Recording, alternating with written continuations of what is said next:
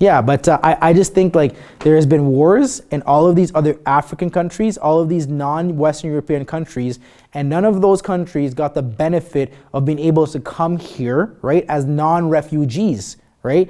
Like I don't think anyone's ever heard of a Ukrainian refugee. They get brought. Well, I don't want to say. I think even saying they is a bad thing because I don't want to like divide people.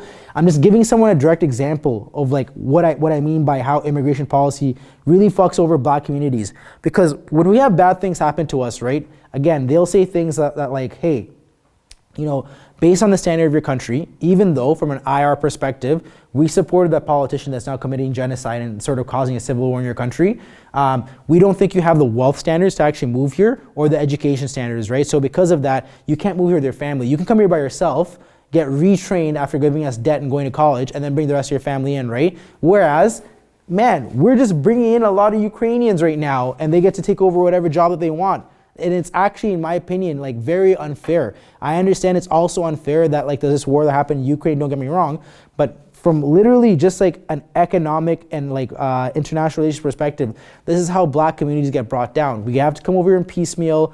Our education is not respected. It's impossible for us to get a job. We get thrown into like the underclass, right?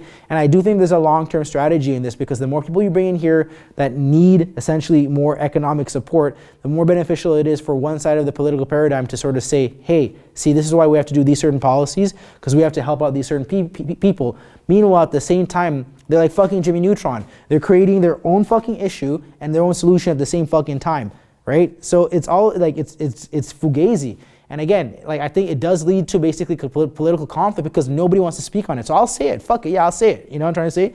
It is unfair for people from Sudan who have been suffering in literally a genocide and a civil war not to be brought over here as non-refugees, not to be brought over here and not have their education like supported at the same level it is in Ukraine. And sure, you can say, oh, you know, Ukrainians have a high level of tech understanding. Well, fuck, is there not a reason because of that? Like, is there not a reason why, you know, NATO has been supporting countries on the border of Russia to sort of, you know, infringe on their territory, which is why maybe from an economic perspective, although Ukraine is actually one of the most corrupt countries in the world, they've been able to benefit economically at the same time too, for money being flushed down in there, right? So it's a really unfair system, and the more that it's not spoken on, the more it creates unfair standards and the more it creates conflict within societies, because everyone's like all the politicians, all of the mainstream media wants to pretend like, oh, I don't understand, I don't want to see it, I don't want to talk about it, right? In reality, this is why people like Andrew Tate are able to pop off.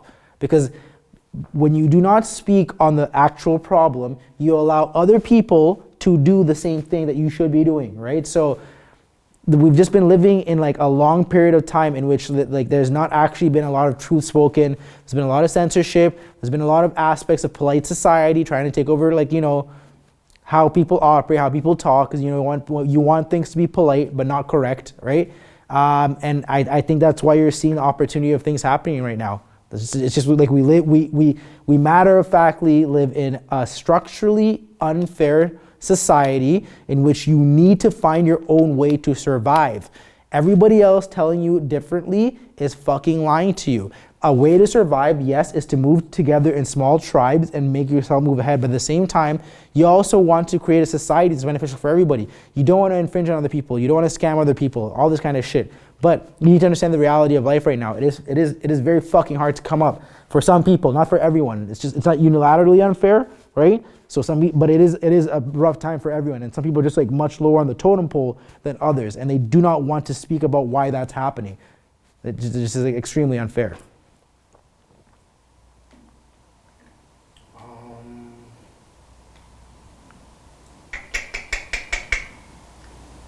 Let's go to Black people's validation being important, but their value and support not being. Yeah. Okay, so first thing I can think of about this is like the whole idea of culture vulturism, right? So like basically, culture vulturism to me, what that means is that people really love Black culture, but they don't love Black people. And I think the way we are positioned in society via media, via actual physical policies as like the underclass, right? we are used in so many different ways because people really appreciate when you see the underclass or black people do well, because you can say, oh shit, look at that guy. That guy's great. Jay-Z, look at all that ambition. Look at all this nutrition. This guy actually has the drive. I don't have to do that, but I really appreciate somebody that's actually able to survive through that, right? So it's almost like people really enjoy elements of us, right? But they don't actually love the person. So on a larger level, I feel like it's really important because a lot of us are actually noted as the underclass, right? To have essentially us validate people that are biting for power or attention, because then they look like the savior, right? More than anything else.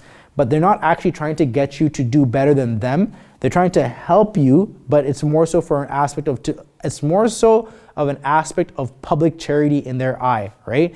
They're trying to validate their own good wealth within themselves, right? So yeah, and again, I'll go back to the fact that I think that's where cultural vulturism comes from. I think that's where you see, like, you know, a lot of the left operate, you know, like they don't actually want to see us, they don't want to see us be heard. Actually, this is something I've been thinking about a lot. The only time a lot of society, and let me speak specifically like on the left, only time people on the left want to hear a black person or a black man is when they're dead or when they have their shirt off.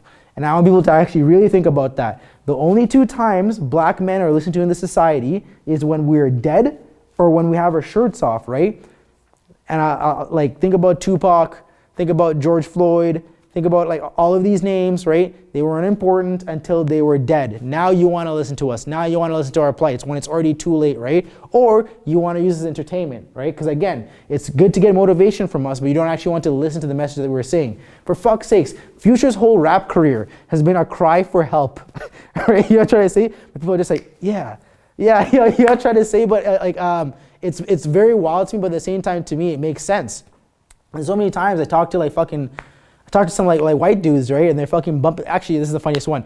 I was coming here today, and I saw a minivan, and at the back of it said "Stop Education Cuts." And inside of it are these two like white kids listening to NBA YoungBoy, just like racking, rapping it up. And it's very funny because I don't think they actually listen to the lyrics. They